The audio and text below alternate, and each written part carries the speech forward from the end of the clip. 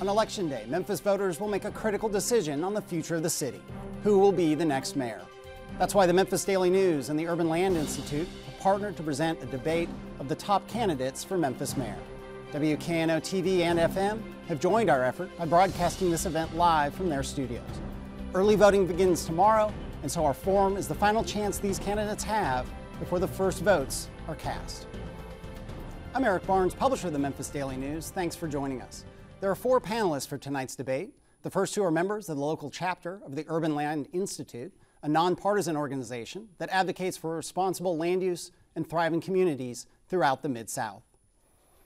Anna Cardona is an interior designer and marketing director at a local architecture firm. Daryl Cobbins is president and principal broker for a local commercial real estate firm. And I should note that Daryl has hosted a fundraiser for the Wharton campaign. But let me also note that the questions tonight came from the entire ULI membership. The other 2 panelists are local journalists. Karanja Ajanaku is the editor of the Tri-State Defender. Bill Dries is senior reporter with the Memphis Daily News. Also, I'll be asking questions that members of the community have submitted to the Daily News and ULI. A quick summary of the ground rules for tonight's debate, all of which have been agreed to by the candidates. Each candidate will have 90 seconds to respond to the question. Candidates are not allowed to directly address one another. If, at my discretion, I determine that a candidate has broken this rule, the person who's been addressed will get an additional 30 seconds to respond. We ask that candidates keep their answers focused on the question that's been asked. The panelists and I will follow up with the candidates to make sure they do. Finally, each candidate will get 2 minutes for closing statements. Now let's meet the candidates. First up, City Councilman Jim Strickland, Memphis Mayor A.C. Wharton, President of the Memphis Police Union, Mike Williams, City Councilman Harold Collins. And let me say that a random drawing was conducted by the Memphis Daily News and ULI Memphis to determine the order of questions and the order of the podiums. Based on that drawing, the first question is for Councilman Jim Strickland, and that question will come from me. Councilman Strickland, by most accounts, Memphis tax rates are high. Some would say very high, especially compared to other cities in Tennessee and neighboring communities such as DeSoto County. What's your goal for the tax rate? And if it's to reduce that tax rate, what would you cut in spending to keep a balanced budget? Well, first I want to thank the Daily News, Channel 10, and the ULI for hosting this debate tonight. In my opinion, the tax rate is one of 3 reasons that we lose population, and population loss is the #1 challenge of Memphis. We have crime, schools, and to a lesser degree, the tax rate. Our tax rate, when you combine city and county, is about 70% higher than Nashville and much higher than the surrounding counties in Tennessee. I wish I could say that we're going to reduce the tax rate, but with our debt burden, the cost of our pensions, and the daily operational needs of City Hall, I don't think we can. My goal is to keep the tax rate right where it is. And because I want to explain the financial predicament that City Hall's in. First of all, several years ago, the current mayor refinanced our debt and increased our yearly debt payment by $20 to $45 million per year. Secondly, the state, thankfully, required us to fully fund our pensions, which required us to go from $20 million a year to $75 million a year, a gap of $55 million. We've closed that gap all the way to $50 million, but we still have a gap. And then we also need to keep in mind that our public safety officers, police and fire, need more money and more raises so we can retain and attract good officers. So those are the big financial challenges we face. Okay. Mayor Wharton, do you agree? Are the taxes too high, that common perception people have? And also, is it a factor that people say it drives people from the city and it drives businesses from the city? Well, you would always seek a lower tax rate, but we have to be practical about it. And then keep in mind that while compared to other cities, it may look high, but we basically get everything out of our property tax rate. You go to other places, they've got a school tax in there, and they'll have a water district, but we'd certainly want a lower tax rate. Let me respond to one thing regarding the taxes, though. Councilman Strickland said that this is because of a refinancing package. But you have to go back and really get to the bottom of why we had to do it. It was because before I became mayor, the city council took money away from the school system. The Supreme Court of Tennessee said it was wrong and we had to repay it. First thing I did when I came back was said restore that section of the tax rate. The council, led by Mr. Strickland, said we weren't going to do it, so yes, we had to refinance. All right. Do you want a 30-second rebuttal on that? I'd love to. We're out of the gate addressing each other. It's clear that I voted against the cutting of the school money, but more importantly than that, voted against the budget that spent the money that was cut from schools, the savings, the $57 million. The problem was not necessarily the cut, because had the money been put in escrow, it would have been there to pay the schools, but the money was then spent. I was the only council member to have voted against that budget. And when the mayor first took office, yes, he did want to raise taxes, and until you go through the budget line by line and cut all the waste, you shouldn't even think about raising taxes. All right, I'm going to give a 30-second rebuttal to the mayor. Very, very brief. No, he voted against it rather, but he said you're cutting too much. How about cutting about, I believe it was 50 million. Don't cut the whole thing. No, hang on, Jim. It was 20 million. Hang on. Okay, 20. He wanted to cut 20 million. Still, it was money taken away from the school system, which was wrong according to the state Supreme Court. All right, this is not our only question on taxes and spending. We've got 90 minutes today, okay? Let's get the other folks involved. Mike Williams, you worked hard, were very vocal in wanting to fight the cuts to pensions and benefits to police, firefighters, and others. Yes. If you were elected, I assume you would undo those cuts, and if so, how would you pay for it?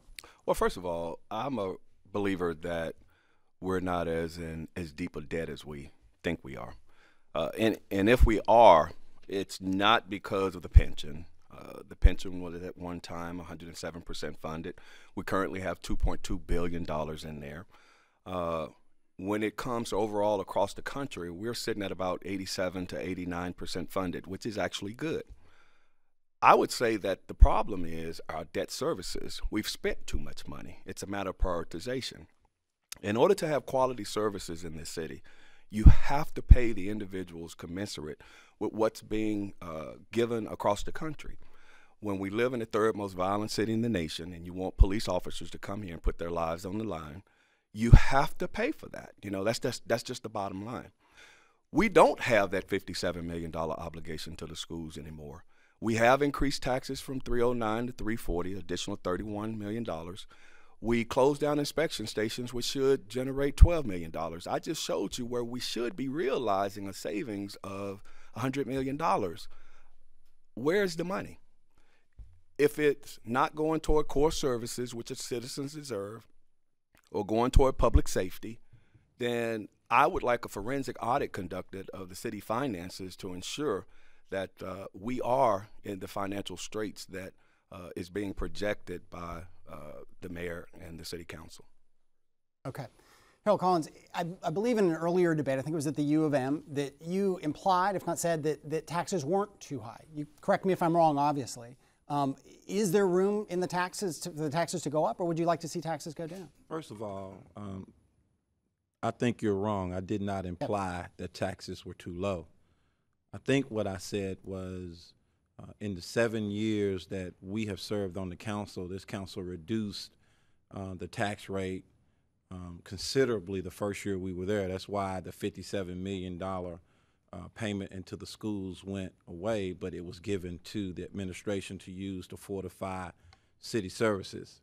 The second thing that we did was we instituted an 18-cent sales tax shortly thereafter that the administration failed to send the tax bills to, which could have been one of those opportunities to raise revenue.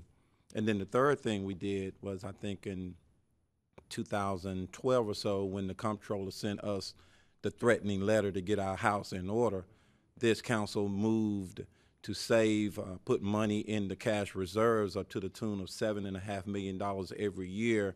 But we also levied a 5-cent increase so that we could utilize those resources to continue services like libraries and community centers and those kinds of things.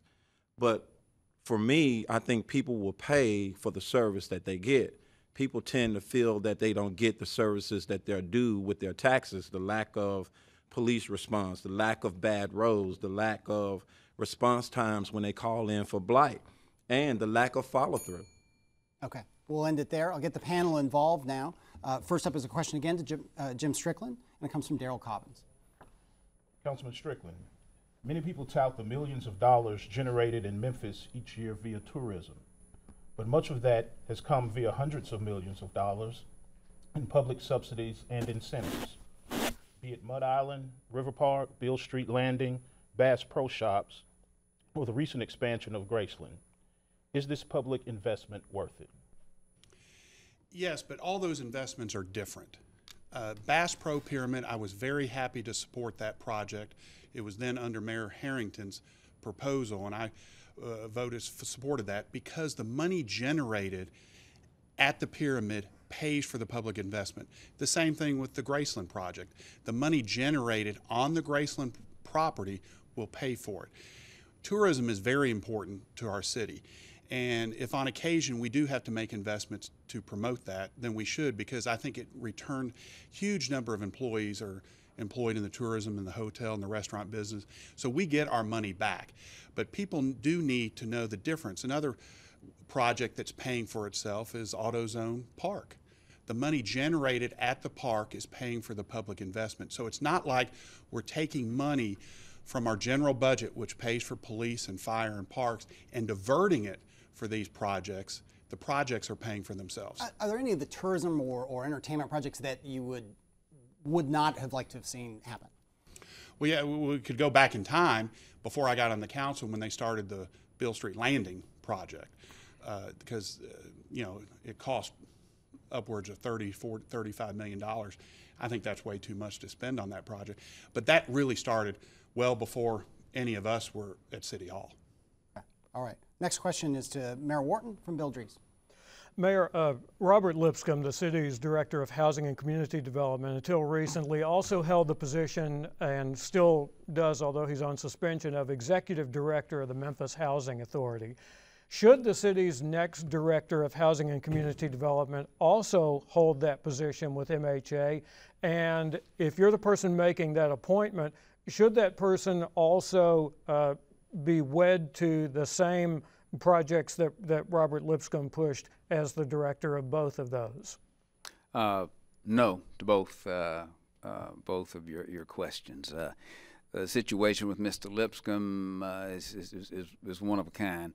That mold was established before I got there, and it's trying to untangle a whole lot of business propositions that were already underway. It was a business decision that was already underway, and for me to go in and break that up in the middle of some of these, such as Bass Pro, from a business perspective, simply would not have been advisable. Would I make that same decision going forward? Absolutely not. As to your second question, should his successor be tied to the same projects? The answer is no, unless there's some contractual obligation in which the council has obligated us to stick with it, but everything will get a fresh look, except those things where we're contractually obligated to go forward. And I take it that one of those things that you might be contractually obligated to, and we might find out this month, is the funding from the Federal Choice Neighborhoods program that involves Foot Homes and South City. We should find out on September 28th, and yes, this is what we call public-private partnerships. We have commitments and obligations. We're hopeful on September 28th we'll get that $30 million good news, and wouldn't think about turning that back. Any projects that Robert was involved in that you wish he had not been involved in, looking back? Well, we needed to do something with the fairgrounds. In retrospect, would I pursue precisely what we're doing now? That's always open. That's one of the reasons I was the one that said, hey, pause here, let's bring ULI in and take a fresh look at it. Okay. I'm open-minded on that. Okay. Our next question is to Mike Williams. It comes from Anna Cardona. Mr. Williams, right. Cities around the world have shown leadership on environmental and sustainability issues, including everything from controlling emission levels, reducing reliance on motor vehicles, and creating new public green spaces. What are your plans for ensuring that Memphis becomes a leader in this sector? Well, I think that we're primed right now. when we're talking about the creation of jobs, when we're talking about cleaner energy.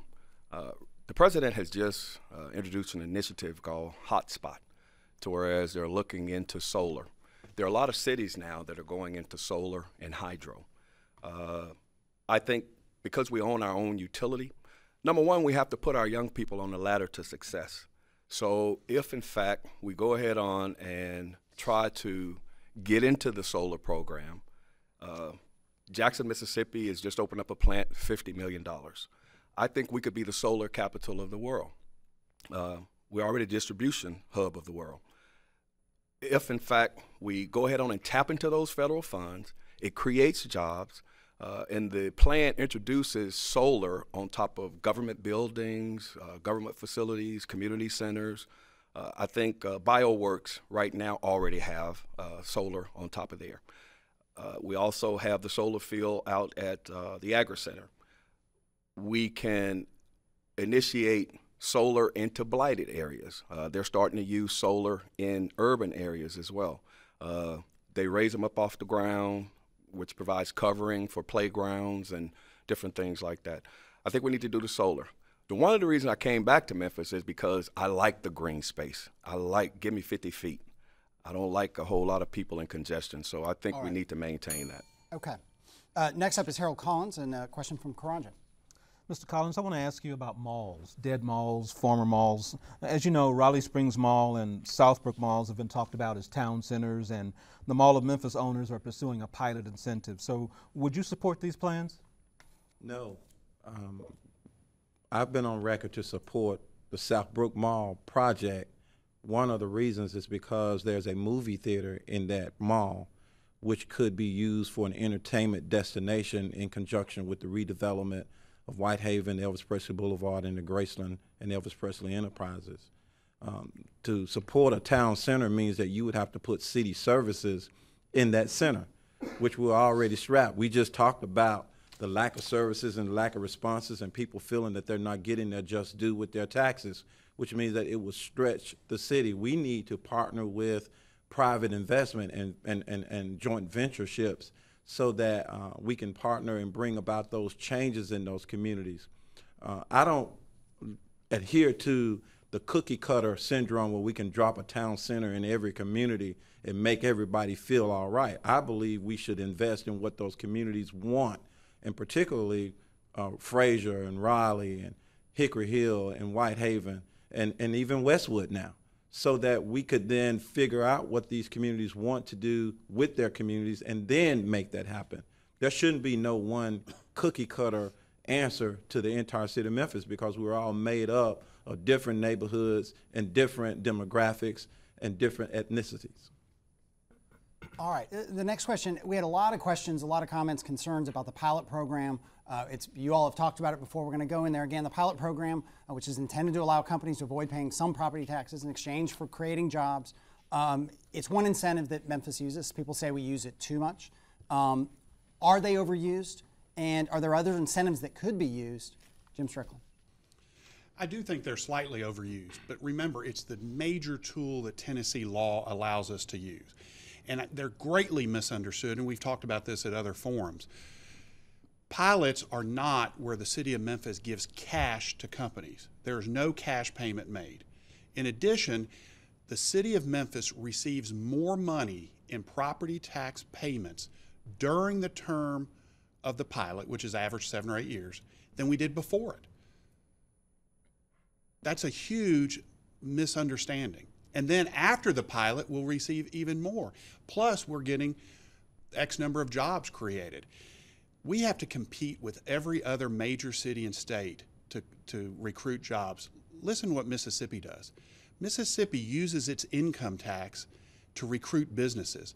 If ABC Corporation is going to go to Tupelo, Mississippi and create 400 jobs, what the state of Mississippi will do is take the income tax paid by those 400 employees and give a cash payment to ABC Corporation. We have to compete against that. That is really hard to compete against. You said they are slightly overused. What's a specific project that you wish had not been done? Well, they don't come in front of us. I know, but just as mayor, name a specific one where it's been overused. Well, I can't. because they don't come in front of us for a detailed analysis. They go before the Edge Board. They go from the mayor to the Edge Board. So it would be irresponsible of me to say without having studied them. Now, the one I do question was the one that moved from Arlington into Memphis. It was just in Memphis. Now, after studying it, it may be a good project. I just don't know. Okay. Mayor Wharton, the pilot recipients, some people say they're just not being held accountable. They make big promises, they're going to lots of jobs, high-paying jobs, et cetera, et cetera, et cetera, but no one's holding them accountable. Are they being held accountable? Yes, and more so every day. Cargill, for example, will claw that back because of the fact that Cargill is closing down, so they will not get that those tax What's a incentives. clawback?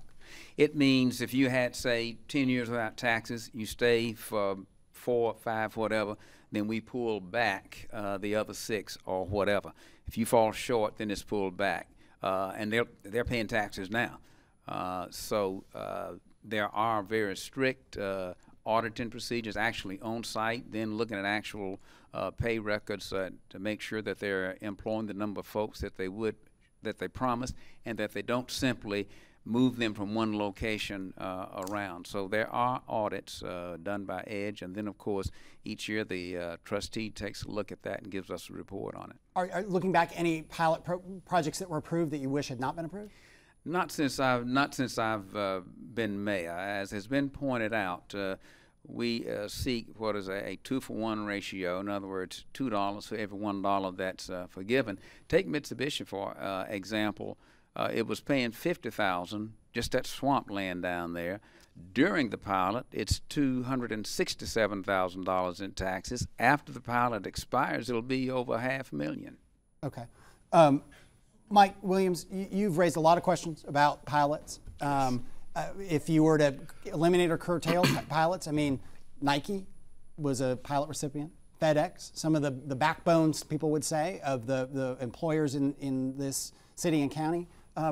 Would you have not given those sort of pilots out? Well, first of all, make no doubt about it, Memphis is giving out too many pilots. I believe there was a report that says most of the cities in the state of Tennessee are giving out from 5 to 10 pilots.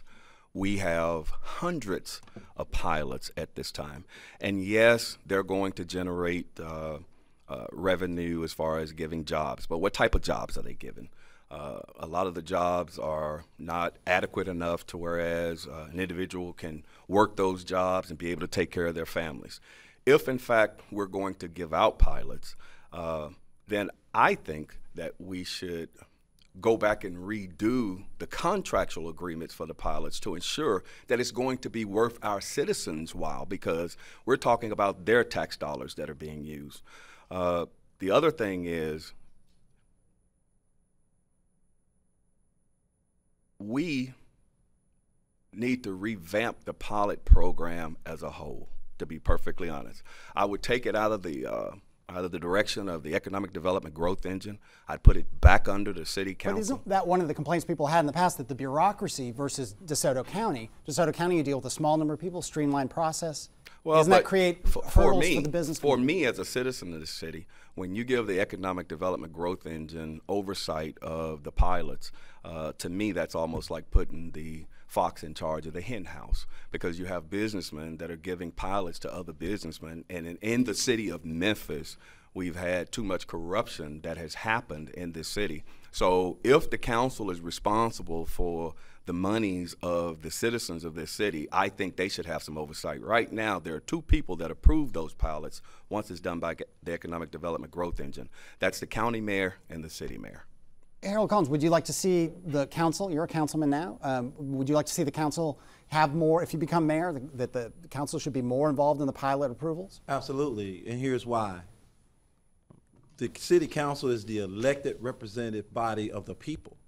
And when these pilots are led, the city council has to answer to the people through the tax rate, or through the services, through the mayor's office to get things done. So I would like to see that the city council take some oversight. But let's be very clear here, y'all.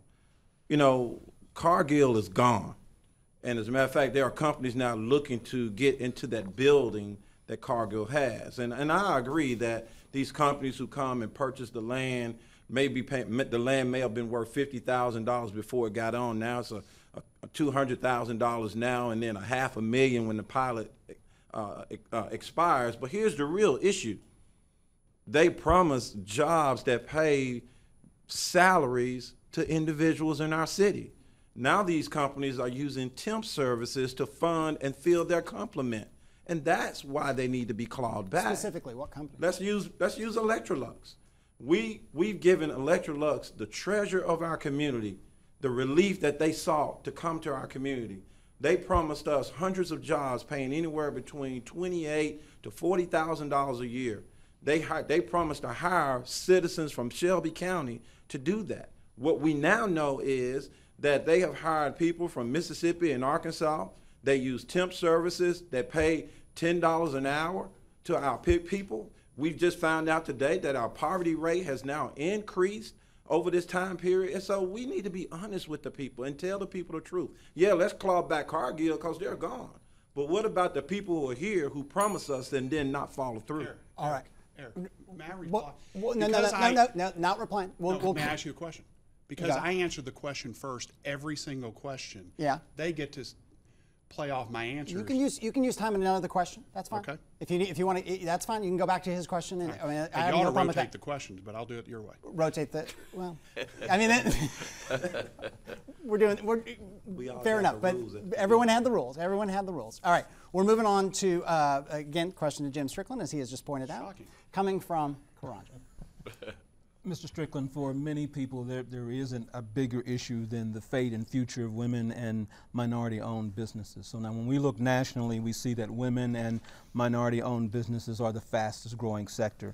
But that's not the case here in Memphis, and that's despite the fact that our population is 2/3 African American. So what I'd like to know is, what do you think, what would you do to change that in both the private sector and for businesses working on contracts for local government, and is it a priority for you?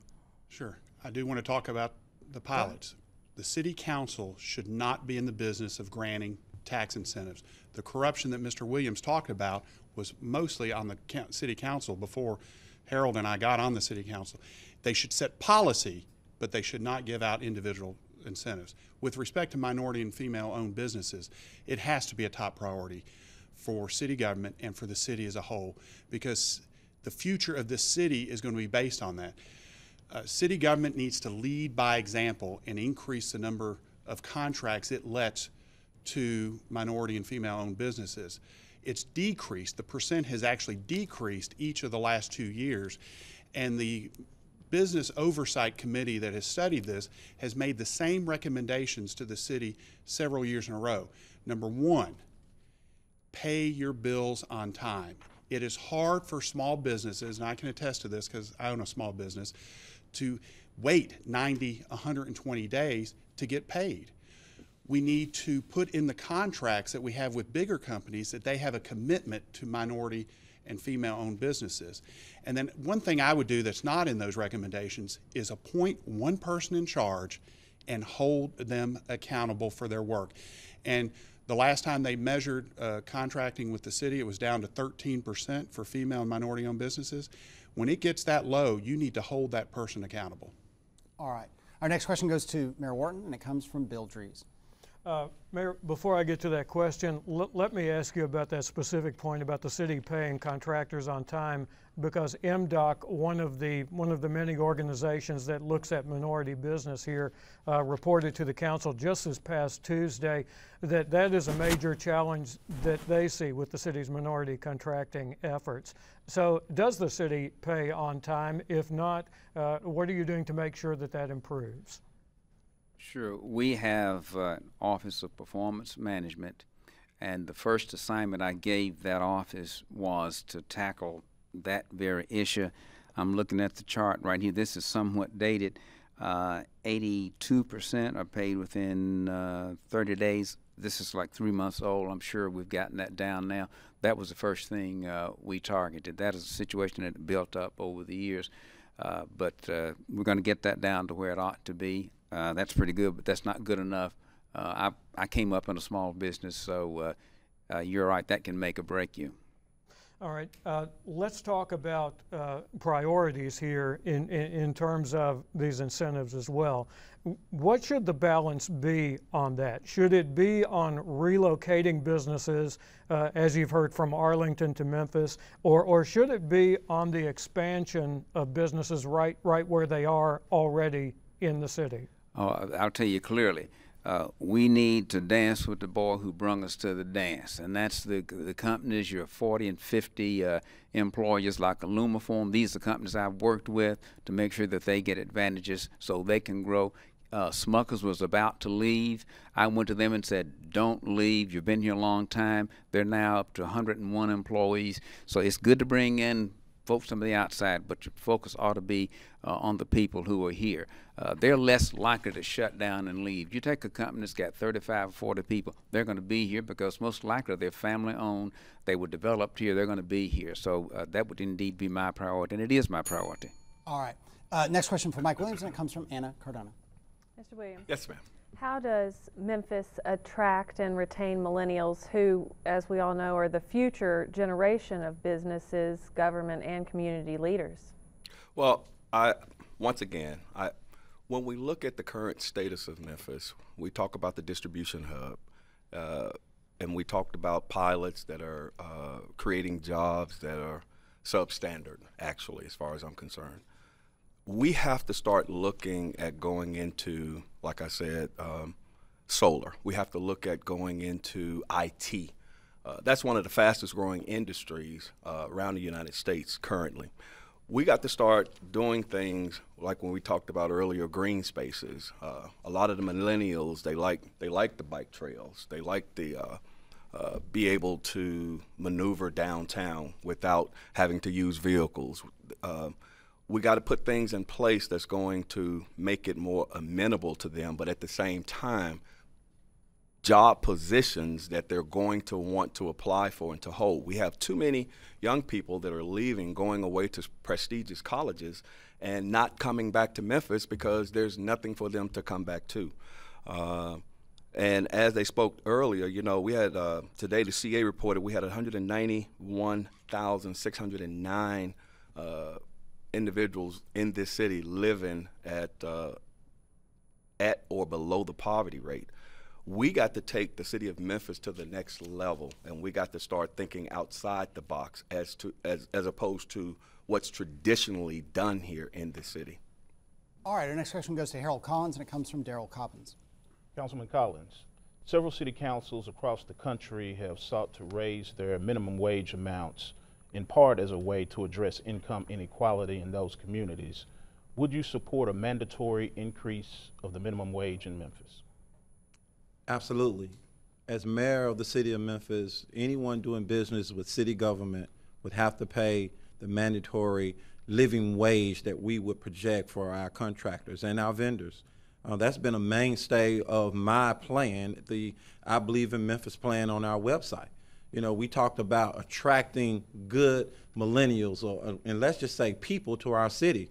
We know as a definite fact we have no administration, no engineering, no finance or technology jobs in Memphis. That's why we've gone from the 16th largest city in America now to the 22nd, because these college students or the millennials refuse to come and work in warehouses and in places at Electrolux who doesn't pay living wages. You know, it's unfortunate that we give all of these incentives, and as the mayor has said, to dance with the person that brung us. I venture to say the person that has brought us to the dance is not dancing with us because they're not paying us livable wages. That's why we need to go and recruit new companies to our city so that we can grow and increase our tax base. I'm adamant and supportive of paying an increase in the livable wage and making sure that people who work and do business in our city with city contracts get their fair share so that they can take care of their families. That's why we have a high poverty rate. That's why we have high unemployment. That's why we have the rash of crimes and individuals who do not want to do or have anything to do. That's why. Okay. Next question goes to Jim Strickland. What's your vision? Okay, we're talking about economics now. We've talked some on this, but what's your vision for the type of economy Memphis should build? What sort of industries, what sort of jobs? And does the mayor really have the power to execute the grand plans that you, I'm sure, very sincerely believe in. But does the mayor have that power? Mayor, city government does not create jobs. You know, we always hear, well, what's your plan to create jobs? What city government does is create an atmosphere in which private employers create jobs. And that's what we're lacking here right now. We need to make Memphis more attractive for people and businesses to come here. As been reported in the last 6 years, there's been a net increase of 140 jobs total, an average of 23 per year. Our population has decreased. So we have to get that back to the basics of city government, create an atmosphere where businesses want to be to create jobs. We have to drastically reduce crime. Violent crime has gone up 8% over the last 3 years. It's hard to retain and recruit businesses when you have that problem. We have to clean up the blight and the litter and do the basics like paving streets. You'll see more streets paved in the last 30 days in the next 3 weeks than you have in your entire life. But it goes to prove what the council's been arguing for years, is we can do better. And then lastly, you got to measure results at City Hall and hold people accountable. If city government can get its act together, this city will blossom and boom like Nashville has. Would you turn down low-wage jobs? I'll take every job we can get. I think it'd be bad to turn down any job. But I agree that we need to start recruiting higher paying jobs, but we have to do a better job of preparing our workforce for those higher paying jobs. Okay. All right. Great. Mayor Wharton, again, the vision you have, what is your vision of the type of jobs we want? Is it low wage? Is it no low wage? Is it all high tech? What is the realistic vision for the type of economy Memphis can move into? Well, I don't think anybody would say, oh, yeah, I want to get all the low wage jobs I can get.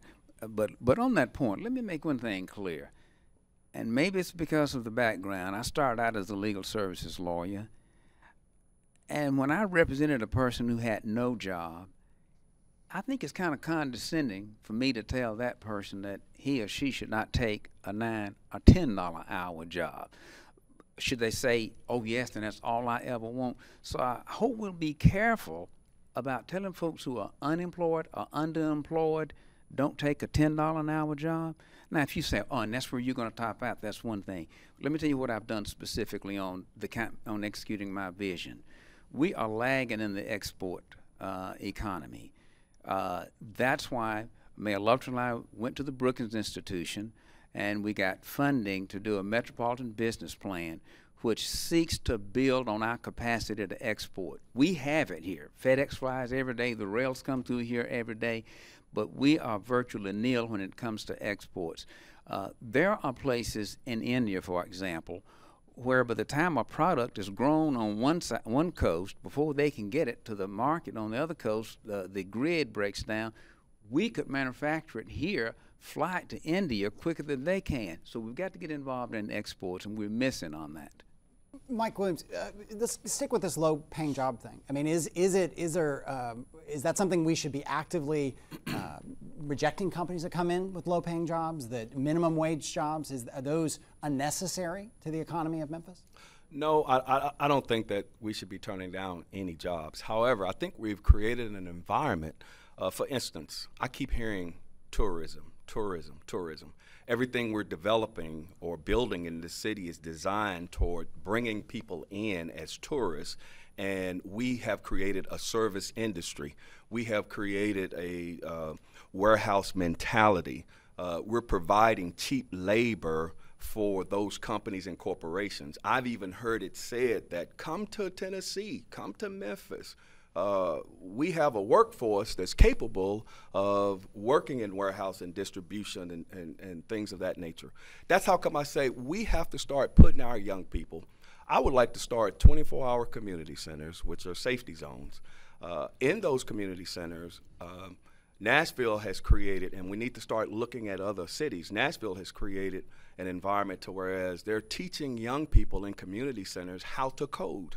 And they can get the Governor Drive to 55 program to pay for that. So not only should we be doing basketball and football and revitalizing community centers, but we should be teaching our young people to absorb some of these 14,000 jobs that we currently do have. But is there anything inherently wrong with a $10 an hour distribution job?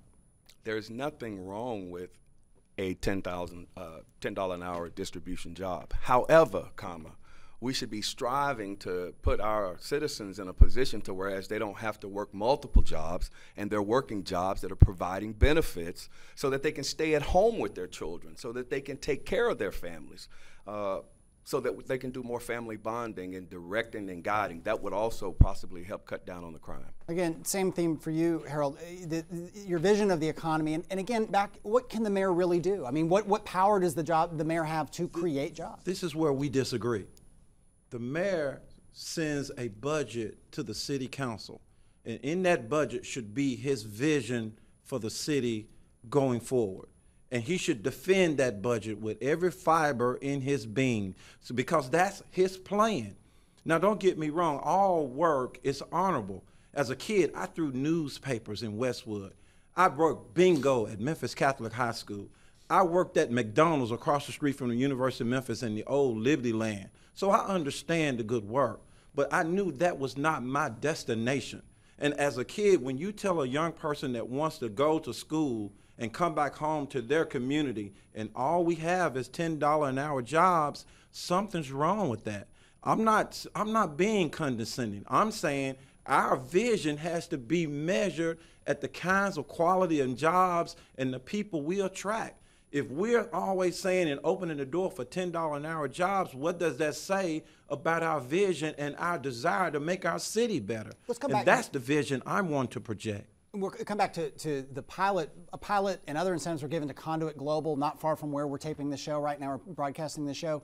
Would you have worked to reject that pilot, which was low-wage jobs, that they hired a bunch of people and they let people go?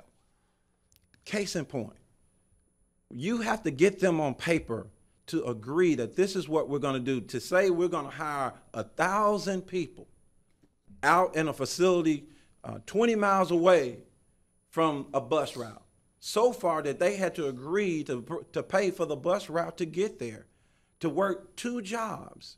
And I'm sure we're going to talk about poverty, but that's the face of an individual who has to get up early in the morning, catch that bus, get out here to work 8 hours, and then rush to the bus stop to go to another job while her kids or his kids are at home alone, trying to figure out their homework. That's the kind of leadership we need to have and change. Okay, I think I'm giving a rebuttal to the mayor. No. Okay. It's just an order of the House here. Conduit did not seek a pilot. We didn't consider a pilot. That deal was worked through the states. My mistake. Is that correct? My mistake. Make that one clear. Point of order. I make mistakes. Now it's been proven. We got a question coming from Bill. A theme, basically a question that'll go to all 4 of you. And we're all subject to the approval of our bosses, so I am going to ask for a ruling on this. I would like to start in the reverse order. Well, we set the rule. If everyone says it's fine, I'm fine with reversing the order. We're actually at about the midpoint of the show, but the rules were put out and no one raised it. But all those in favor say aye. I abstain. No, that was a no. I think that was a no. All right, we're going to stick with everyone's going to get equal time, and you can use some of your time, to hit on some things that happen. There are pros and cons to being first and last. So let's stick with the order. I think a fair point. But again, we are about midpoint of the show. So we're back to Bill. All right. We're going to talk about governing. Some of the questions to follow, I suspect, will deal with the mechanics of that, because running for office, as I think all of you know, is different than governing once you are elected. But I'll go general to start off this part of the conversation. How is it possible for the recent gains that we've made, that we've talked about, things like city brewing, to coexist with such intractable problems as poverty in our city? What are you going to do to challenge that balance that we find ourselves in, to change that balance? That is a huge challenge. But as the business community has brought forth great projects like City Brewing and AutoZone Park and Sears Crosstown, as they bring forward those, I think city government ought to challenge them to join us in how do we intervene in the lives of young people so they choose the right path as to both the wrong path. That's going to be my #1 civic project. Right now we have so many great groups like Memphis Athletic Ministry, Streets Ministries, Big Brothers, Big Sisters. and Boys and Girls Club that intervenes in the lives of middle schoolers and high schoolers, academically and socially and life skills, and gets them on the right track where for 3 years in a row, 100% of their graduates have gone on to college or gotten a job. A study was released in June saying Memphis was worst in the country with respect to young people 18 to 24 who weren't in school and didn't have a job. So, and I'm not knocking this project, but if we can build a bike path across the Mississippi on the Harahan Bridge and help private business do that, we can challenge them and lead them in how do we make the long-term solution to crime, which is instead of helping thousands of young people, which these private groups do, how do we help tens of thousands of young people? That's the real challenge for Memphis. Mayor Wharton, how do you change the balance when so much of this on both sides of the ledger amounts to the cards that you're dealt when you sit in the mayor's office? Well, first you don't run from them. You go out and you don't just cry, well, I can't go to the city council. You get out and do as I have done, bring millions of dollars in to tackle these problems. For example, the Family Rewards program that I brought in that is working. It actually gives cash credits to individuals who will take on job training courses or whatever, or if they'll get involved in the lives of their children in schools. Councilman Strickland and I happen to disagree on that program, but you simply go out. The resources are there, but you have to have a worldwide vision and not be cabined in by, I don't want to raise the local tax rate. And my record on that speaks for itself. Go out there and get the resources, whether it's changing bus routes, as I just did. Won't cost us anything here. That's federal money. Other places we're getting it. Go out and get the resources.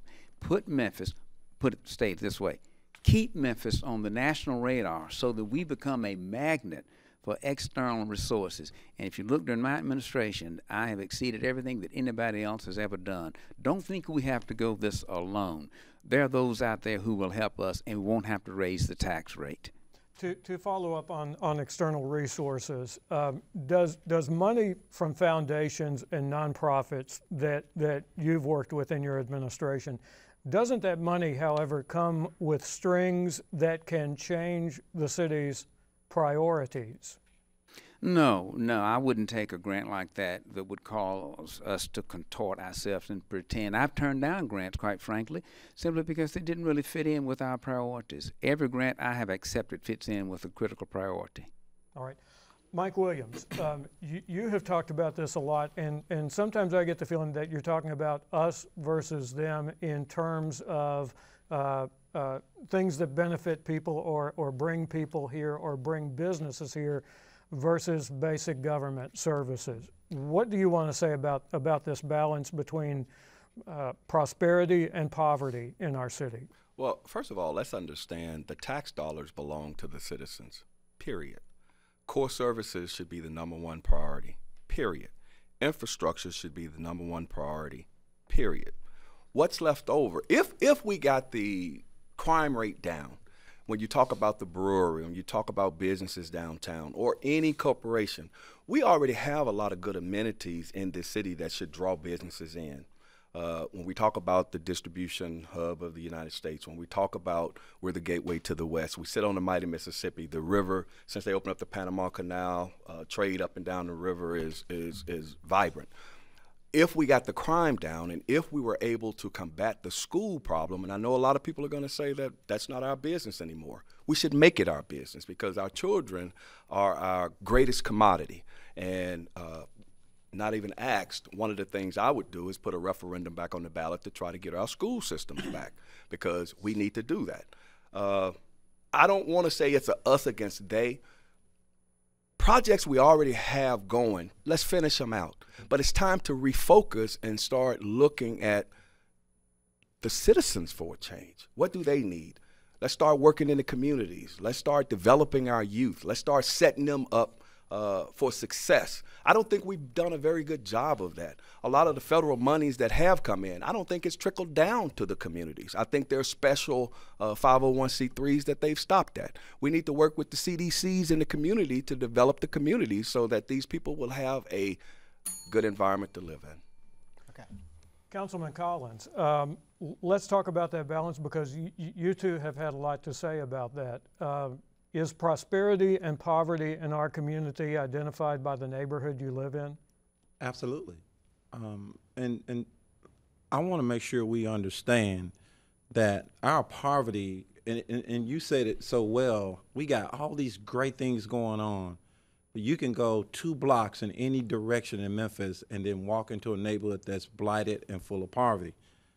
First thing we should do is partner with those businesses that we've given incentives to that want to bring jobs here. We got to hold them accountable because the mayor is the sole contracting officer of the city of Memphis.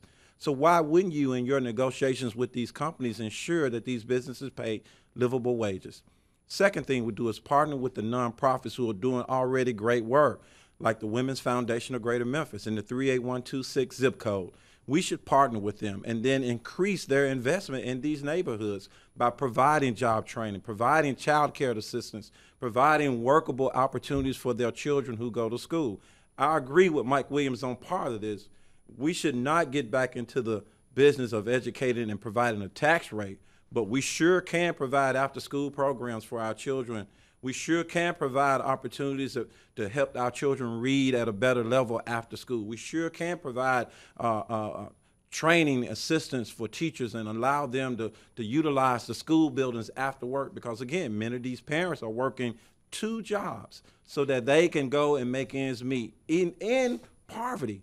And so I agree with that. But at the end of the day, the city has to lead this because there's no way we should be having 4 Fortune 100 international headquarters in our city and still live the way we live. Okay. He mentioned you. Do you? Yes, I do. You want to rebut that? I wanted to expound on my comment about the school system. I think we do need to take our school system back. We're the only city in Shelby County that is not responsible for educating its children. Now, I heard tax rate. This was the first time I ever saw municipalities raise taxes on themselves because they understand the importance of education and controlling that education for their children. Yet we, the citizens of Memphis, we say we don't want to have responsibility for educating our children. I have a 4-year-old. I want responsibility for educating my daughter, and I want some say-so in it. So if, in fact, we have to increase taxes, excuse me. All right. We move on now to Karanja with a question for Jim Strickland. Mr. Strickland, you're attempting to move from the city council to the mayor's office. No one's been successful in doing that for decades. So if you were to win and be sworn in, you'd come into office with at least 6 new council members. So what did you learn as a council person, and what about that has prepared you to be mayor? I think we don't have access to all the information that the administration has, but I think I've become somewhat familiar as anyone with the budget. I've been budget chair 2 or 3 times, and I know how important it is to deal with the council in an honest and open way. A friend of mine who used to serve in the state legislature told me that when he was up there and Governor McWhorter was the governor, that before the budget was presented by the governor to the legislature, the governor called him and said, "Hey, what do you want in the budget? Can we work together?" That person went up to the governor's office, went through a list of things. The governor said, "I can support this, I can't support this," and they made a deal, and the budget just flew through. That never occurs with the city government. I would work with the city council before I present my budget and in partnership with the council in trying to get things done. In addition, I would improve the relationship with the state legislature. I'm in the opposite party, the majority party up in Nashville, but that doesn't mean we can't work together. You got to be honest and open with people and improve our relationship. Right now, the city of Memphis government does not have a good relationship with the state legislature, and the administration does not have a good relationship with the city council, and it can be better. All right, the next question goes to Mayor Wharton, and it comes back to Bill Drees. Mayor, describe your management and leadership style then, and part of this will be a response to Councilman Strickland. Well, with respect to a relationship with the state, I tell you, under the circumstances, it's about as good as you're going to see. Whatever the bills we passed, introduced this year, they were passed. So we get the job done. And insofar as seeking out council members in the budgeting process, that has been done. We would do much more of it.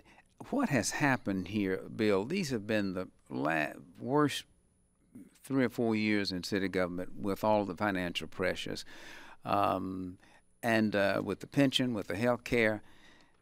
And then it's not exactly cozy when you know a couple of folks are trying to take your job away from you. You just have to be realistic about that. But should you attend more council committee sessions? Listen, I've attended a few. I don't know that that's particularly productive. I mean, it's nice and cute to say things like that, that if you just showed up down there, peace would break out. I'll go to meetings and if I think it'll be productive. Stay with you because partly you were addressing Jim Strickland, so we've got a little more time with you. You said in a recent debate that it was about mistakes or things you do differently. You said something about personnel. You would have gotten more involved in personnel decisions. What did you mean by that? Is that firing people? Is that letting people go? You've heard it said you got to make sure that everybody's on the bus. Well, it's not enough. You got to make sure that they're in the right seat on the bus. And when you see that that's not the case, you get them off the bus, get them in another seat, or whatever. So I would give myself, I'm not satisfied with the way that has been handled, and I'll say that quite candidly. Okay. Does that include the CAO position? I mean, you have a CAO? Yes. Okay. Okay. All right. Our next question is for Mike Williams, and it comes from Anna Cardona. Mr. Williams, what sort of relationship do you intend to pursue with the governor and state legislature, and how do you hope that relationship will support your vision as mayor? Well, I definitely think you have to have a good bond with the governor. I was up in Nashville Friday. I've been to Nashville several times when I have issues that are going on down here in the city of Memphis. I've worked with the delegation from the city of Memphis up in Nashville. We've asked them to propose certain bills on behalf of police officers. I saw the state comptroller, state treasurer on Friday. So I have no problem with going to Nashville, and I have no problem with sitting down representing the citizens in the city of Memphis. I think that we should be advocates for what's going on. We're the largest city in the state of Tennessee. And I think that because we're the largest city in the state of Tennessee and because we have uniquenesses in this city, being that we have the highest poverty rate, I think we should be seeking additional resources from the state to be able to help us to overcome these obstacles that we have. I think that since we have one of the largest delegations up there, they should be advocating to help us out with the situation that we have here in the city of Memphis. I never have a problem sitting down talking to anybody. A lot of times it's a matter of us seeing eye to eye. And a lot of times you just don't see eye to eye. So I have no problem with it. All right, thank you. The next question goes to Harold Collins. It comes from Darrell. Councilman Collins, in previous debates, you've mentioned a target goal for minority participation should you become mayor of 38%. How would your administration ensure transparency in city contracts in achieving that goal? You know, Darrell, this morning I had breakfast with a group of African-American business owners to talk about this very same thing. And I shared with them that I had written an op-ed sometime in 2010 when I was chairman of the council about then the disparity between African-American businesses and contracts with the city of Memphis. At that time in 2010, as Councilman Strickland said, it was 10%. Actually, it was less than that. And even today, now it's less than 0.5%. And so what we would do is ensure this by, one, making sure that African-American and women-owned businesses are qualified to do the job. Second, that they be vetted and ensure that they are as quote unquote certified. But we'd have to address the certification because there are different forms of certification and these businesses have to go through hoops to get to the trough, so to speak. And then third, we reduce the number of quote unquote MBDOTs, MORs, MMBCs, and BBAs that these agencies have to go through to be certified. We would have one individual who would be responsible to ensure that that 38% is acquired. And let me be clear, it's not always just one company to receive the 38%. We have African-American accountants, African-American engineers, African-American lawyers, African business people who can do this job to make up the 38%. So I don't want to frighten people by saying that. I'm just saying that with the makeup of our city, and even now my opponents are saying we need to increase black wealth. And so I'm happy that they'll do that. Even the Chamber of Commerce now has come on board to say that the priority is African-American businesses. That's what we want to do. All right. We'll go into crime and public safety, because I obviously have touched on that some, but let me start with the backdrop that all of you on some level have a fairly high level role in law enforcement. The two councilmen, the mayor, police officer, former head of the union. I should say that you're actually on leave from being, so I clarify that. How are sexual assault cases and the rape kits that come from those cases, how are they being handled right now and going forward? And why was it the policy for so long not to test those cases? We'll start with you. Well, first, I'm very proud to have sponsored and passed the only city money going to the testing of rape kits, about $4 million. I and the council led the way to do that. I'm very proud of that fact. The internal policies of the police department do not fall within the purview of city council. But what we do is we try to give the police department the resources by which they can operate. The first month that I was on the city council 8 years ago, the then police director said he didn't have enough police officers. I led the fight to increase the number of police officers, and we did go from 2,100 to 2,400. Okay, but did you know it was the policy while you were on the city council to not test rape kits? No. That was not made aware at any point? I don't remember that, no. Okay. Going forward, do you feel that the funding is there? I mean, they've gotten through 40% of the kits in roughly a year? Yeah, I'm frustrated that it hasn't been going faster than it's. But isn't it a question of money? But we have all the money, and we had all but we have not spent all the money that we've allocated. 6 months ago, 9 months ago, we had 90% of it funded. So it's not a matter of money. The council provided most of that money, that $4 million, from extra tax revenue. Okay, and anything, if you're elected mayor, could you accelerate the testing of those kits? What would you do? I'd like to. Now, what the administration says is they've looked all over the country to try to find test companies that test them, and they can't test any more than they can. I can't sit here right now and say that's untrue, but it does seem like it's moving awfully slowly. Mayor Wharton, and again, let me put some more backdrop into this. There were roughly 12,000 rape kits that were not tested going back many, many years, decade or more. Some of the 40 to 50% that have been tested as of July, 600 investigations have been started, 100 sexual assault indictments, I believe, that have been filed. I mean, those are real people that potentially could have been protected had those kits been tested. Why was it the policy to not test those? Well, keep in mind, there are 2 points. You haven't always had the bank in Nashville, the CODIS Bank, and you haven't even had DNA testing.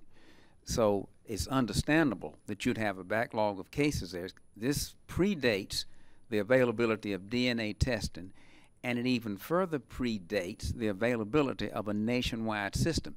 There was nowhere to send those cases. Another point, in a way, it shows some credibility. I dare say that there are police departments around the country that would have had even greater backlogs had they not gotten rid of them. But not one kit was destroyed. So that initially makes us look bad, but in a way there's a good thing there. At least they didn't destroy them, so that when DNA was available, we can now go back and test them. But going forward, everything is tested. Whether the victim says, I want to withdraw the charge or whatever, it's still tested. Whether the suspect is known, it's still tested. Should someone be held responsible for those kits not being tested after the time that DNA testing was available?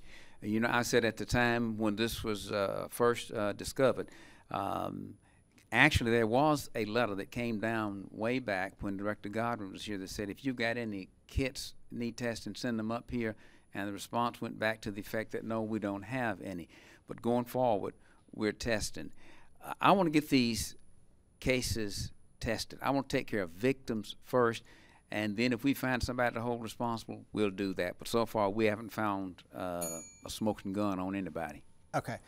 Mike Williams, you are a police officer, head of the union. I don't mean to imply that you're police director and setting policy across the board, so I don't want to imply that. But from a police point of view, I speak as a leader in the police department. Why in the world, people say, was that the policy? Not to test those kits, not to pursue that evidence to the fullest extent possible? Well, first of all, I think it's appalling because I would not want that to be a member of my family that had been involved in a sexual assault and those individuals had not been brought to justice. I do understand that some of those may have predated CODIS and some of those may have predated DNA testing. However, once DNA testing came into existence, then those kits should have been tested.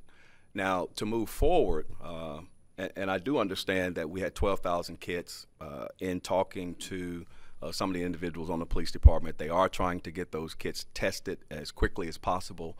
But we're not the only city in the state of Tennessee that has backlog kits either. So they're trying to do that. Moving forward, I think the city of Memphis needs a forensic center so that we can test our own kits, so that we don't incur any backlogs. And Nashville has built their own center so that they can, in fact, do forensic testing of ballistics and all of that. What does that cost and how does it get paid for? Well, I think, believe it or not, some cities, I believe, like down in New Orleans, they either do a public safety tax, 1 cent sales tax or something to that effect that goes to pay for that, or if in fact we're going to use capital improvement dollars, those are the kind of things that we should be spending those capital improvement dollars on for the services of the citizens. Let's do that first, because as you stated, this is something that's very near and dear to people's hearts. Anytime they're a victim of a crime, we should ensure the safety and security of each and every citizen in this city. Harold Collins, you've been on the city council. Again, the same question. Did you know that was the policy? Did you act to stop it if you did? No, we did not know that that was the policy because it's an administration policy. The council cannot delve itself into the administration. Secondly, I do want to congratulate the council for taking initiative to make sure that the funding was there. It could have been that the department knew that those kits was there, but because of resources, they put those on the back burner. I mean, we don't know. We can't get into what those directors got into or were thinking about that. But here's the other thing we need to make sure that the funding gap has been closed, and we received, I think, $3.9 million from a grant from the Attorney General in New York to test these kits, and I do want to say that comes with that is a caveat that we have to use the testing centers that they have told us to use. But also these kids had to go to TBI because that's where the testing centers were at the time. And so I think it became a matter of resources to test the kits because the kits cost nearly $600 a piece to test. And so when you got an astronomical amount of kits to test versus balancing your budget to find resources to support your activities, then you have to weigh which one is more important. And in this case, the department and possibly the policy felt like it should put those on the back burner. All right, we're going to go now. When Director Armstrong came in, he started sending everything up there. He did. Okay. We're going now into the last round of questions. Okay, we got through so far about, I don't know, less than half of what we had hoped to get through. Okay, the last round is going to come from Bill. We're going to go to number 22, and I apologize to the other panelists. We hoped we'd get a little farther, but this will be a question Bill take to all of you, and that'll leave us enough time to get the closing statements in. Okay. Of course, we'll start with Councilman Strickland. Do you feel like we are doing enough on the blighted properties front? It's been an item of much discussion, and what I've discovered from listening to this conversation there are all sorts of strategies for this. Are you satisfied with the city's strategy for dealing with blight? No, we need to do more. As a councilman, I took the lead in creating the reserve code enforcement officer that allowed people to volunteer and help clean up their neighborhoods. I took the lead and we created a grant program for nonprofit housing corporations to be able to go into blighted areas, buy a house, get it up to code, and have it occupied within a year, and then they get a grant because it's a tax dead property, as they call it. That still has some legal issues and is being reviewed by the Tennessee Attorney General. What I want to do when I'm mayor, I want to go beyond those, expand those, but also create a residential pilot program, a tax incentive that we use for businesses to use for people. And if they move into blighted areas of this city, they don't pay taxes for X number of years. Cleveland, Ohio uses it very effectively. People don't pay taxes for 10 years. We need to populate the inner city. We need to also do two other things. There are three entities in government that handle code enforcement: city fire, city residential code enforcement, and county commercial code enforcement. We need to combine those agencies for better efficiencies. And lastly, we have to get the state legislature to help us to reduce the amount of time that it takes city and county government to foreclose or take back a piece of property for failure to pay taxes. Right now it takes about 5 years, and that's too long a period of time. We need to greatly reduce that for all properties that aren't paying property taxes. Mayor Wharton, do we need a centralized approach to blight, or should we continue with the approach that you've had, which is several different initiatives on this? We do need a centralized approach, and this is why I've continued the E-Team, which I personally chair, first Thursday in every month. We bring in representatives from every agency: the trustee's office, DA's office, police department, fire, codes. We get them in one room. If we could have just a central office in which one person would have the authority to tell folks directly what to do, I cannot tell someone from the DA's office what to do, or from some other branch of government, county government, whatever. In spite of that, we've had amazing success. We've filed more lawsuits on a coordinated basis, but it would be much better if we had one agency to coordinate all of that. But even in spite of that, if you look at what we have done, I started on the Neighborhood Preservation Act when I was county mayor. That's what we're filing all the lawsuits under. We've filed more lawsuits in the few years that I've been there than in the total history. We went to the University of Memphis, first in the country. We set up a blight clinic where we can get young law students involved in it. We have a land bank. Speak of a good relationship with Nashville, I got that passed. We now have a land bank. We can use it to discharge some of the back taxes that are on those properties. So again, we have a number of resources which I've been responsible. And finally, we went to Nashville, another good relationship with the governor, and brought back $5 million to tear down these blighted houses. Mike Williams, is this a matter of going to court, or is this a matter of getting people, crews in place, and code enforcement officers to do the work on the ground? Well, it's definitely, I know they've increased the number of code enforcement officers that they have that are actually out there working. I think we have to work directly in conjunction with the communities to ensure that all of those properties are and have been identified. I do think we need stronger legislation with the state to be able to come in and to do more with the individuals that are responsible for those properties. I think that we need to continue to utilize the land bank, as the mayor has said, but I also think we need to make those properties available to individuals in the communities that may have the resources to be able to go in and revitalize those blighted properties once they've been identified and they've been added to the land bank. Once again, just like what they're doing right now in Highland Heights, I think it's Atlantic Oaks, and it's about 48 properties that's over there. You know, we have a lot of individuals, when I speak about corruption, and I'm not trying to be wrong, but I think there was $1.8 million that was acquired by somebody to do something with that property, but it never happened. And I think it was a company out of California, and I think they're in court now. We got to hold these individuals that we even turn these properties over to for revitalization accountable, because once again, you got federal dollars that are coming down for the use of turning those blighted properties into repurposed, usable properties, and that's not being followed through on as well.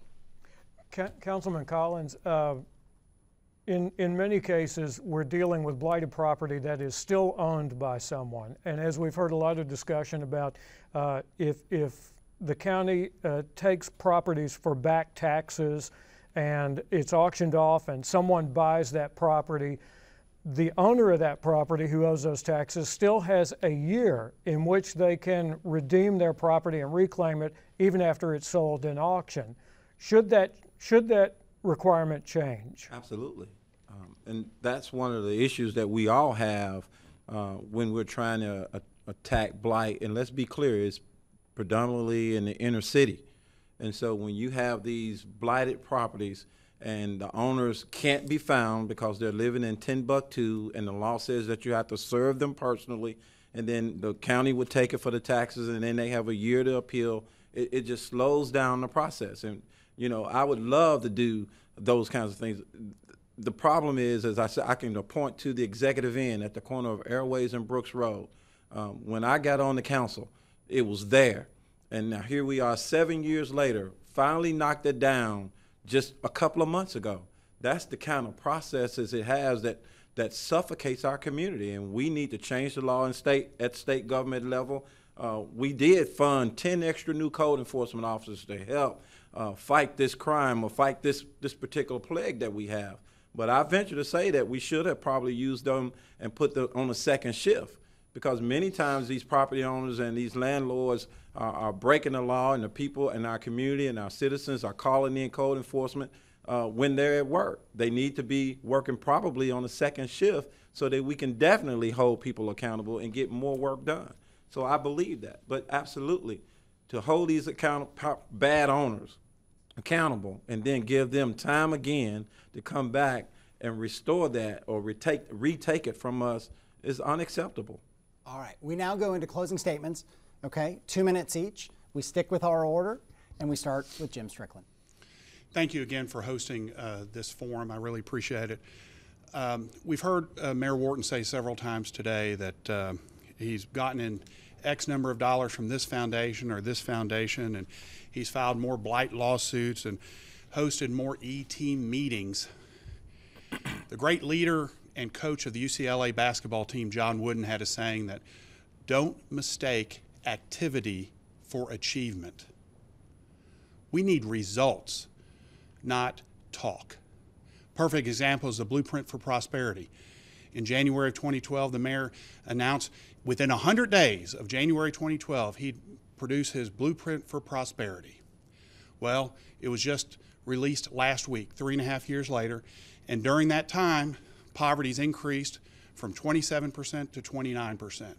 We need action. If you look at Memphis over the last few years, objectively, by measurements, it's not succeeding by city government. We've gone from the 5th most dangerous city in the country to the 3rd. Violent crime is up 8% over the last 3 years. We've gone from the 17th highest unemployment rate to 1st, worst in the nation of any major city, and our poverty rate has increased. We need change in city government. And I ask you to let me lead that change, where we drastically reduce crime and focus on the basics of Blue Crush and enforcing a curfew and having zero tolerance on violent crime. Not nonviolent crime, violent crime. Where we reach in and help tens of thousands of young people the way that great entities in Memphis like Boys and Girls Club and Streets Ministries do. Lift them up and give them guidance so they pick the right path as opposed to the wrong path. Where we clean up our neighborhoods where they're safe and clean. And we pave streets, not just for an election, but on an every month basis. Memphis is waiting to take off. We're a diamond in the rough. We just have to shine it up, and I want to lead city government, and I ask for your vote. Thank you. All right. Our next closing statement, Mayor A.C. Wharton. Thank you. I had intended to just start on a real high note and lay out my vision, but I cannot let this hypocrisy that's just been illustrated here by this gentleman.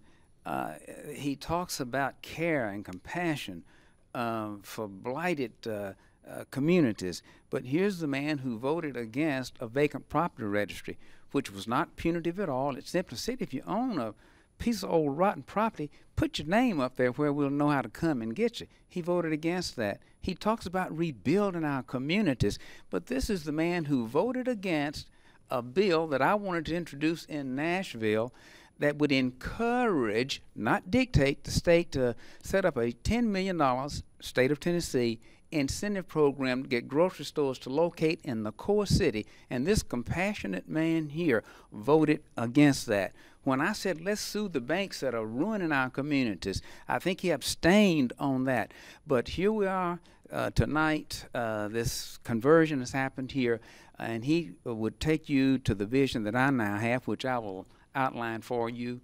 Certainly our city has problems, but do not become intoxicated by those who sing the gloom and doom. Deal with the problems of today, but don't blind yourself to the promise of tomorrow. We have a bright future in this city, but there are those who are throwing so much wet water and a wet blanket on the brightness that lies ahead. They're blinding themselves to the possibilities of tomorrow by just wallowing in the gloom of the problems of today. The view that I bring says, look, build on the strengths of our city, seize every opportunity. And to those who say, well, you took too long, you were there 2 years before I was. What in the world did you do when our city was slipping into bankruptcy so we wouldn't even be able to consider any of these things? What leadership role did you take to correct those things? The vision I have is a vision built on promise, keeping an eye on the problems of today, but not be blinded by the opportunities that lie ahead for tomorrow. All right, we go to closing statements from Mike Williams. Thank you very much for allowing me the opportunity. I just want to say that I think I'm uniquely qualified to deal with the issues that currently face Memphis. I think that I'm qualified to take Memphis to the next level. I would say that if you do not feel that you're better off now than you were 6 years ago, I would say that you need to reconsider leadership. If you're not better off than you were 8 years ago, you need to reconsider leadership. I lay in my bed at night and hear gunfire in my community that was once considered a middle-class community. We have to get back to the basics, and that's focusing on the people, the citizens, the infrastructure of this city. We have not done that. We got to focus on educating our children in this city. Yes, I would like to put a referendum back on the ballot so that we can, in fact, possibly try to get control of educating our children again. And I make no mistakes or excuses for that. Yes, if you have to increase the taxes.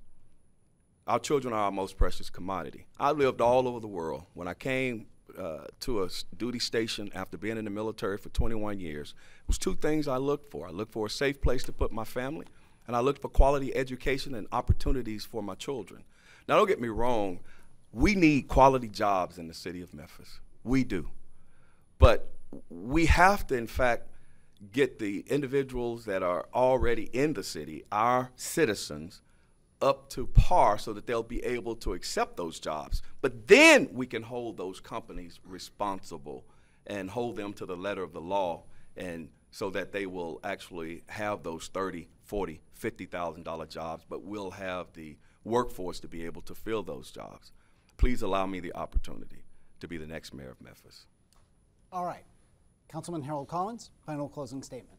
Thank you to WKNO and to ULI for this opportunity. You know, ladies and gentlemen, tonight we were asked, Memphis has so much going for it. We have 4 international headquarters. We have Nike's North American Distribution Center. We have 3 of the nation's iconic venues with the National Civil Rights Museum, Beale Street, and Graceland. We have a top 5 zoo in our city. We have St. Jude and all of the medical technology any major city could have, and even our beloved University of Memphis Tiger football team is a top 25 team. But why are we still struggling? I submit to you, ladies and gentlemen, it's leadership. Imagine a city where you could wake up at the break of dawn and go to a warehouse to work at an underpaid job and then leave that job to catch a bus to go to a second job, and you still living in poverty. Imagine a city where you can go to school and to work and to worship and play in a neighborhood without the fear of being on the local news. Imagine a city where our children can go to college and earn their hard degrees that we've all paid for and start their careers right here in Memphis, a city that we all love, and they pay them well. Imagine a city where our economy is flourishing and African American and women-owned businesses are doing well, just like our larger counterparts. Imagine a city that when it rains for 10 minutes, our homes are not flooding, and we don't have to worry about having flood insurance. Imagine a city where our families and our children and our businesses and our communities and our parks and all of us are living in this wonderful city. It's leadership. When we have all of this going for us, it's leadership. And I submit to you, we need to change. My name is Harold Collins, and I'm asking you for your vote for mayor for Memphis. Thank you, and good night. All right, that comes to the end of your debate, the end of the closing statements. I'd like to remind all the viewers that early voting starts tomorrow.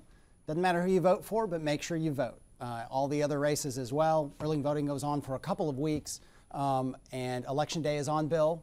You will tell me? October 8th. October 8th. Thank God Bill is here. I want to thank Bill Dries from the Memphis Daily News, Karanja Ajanaku from the Tri-State Defender, Daryl Cobbins from ULI Memphis, and Anna Cardona from ULI Memphis. I apologize I didn't get more of you in. We didn't get as far, but hopefully people learned something from this. Councilman Jim Strickland, Mayor A.C. Wharton, Mike Williams, Councilman Harold Collins, thank you all for being here. Thank you all for joining us. Good night.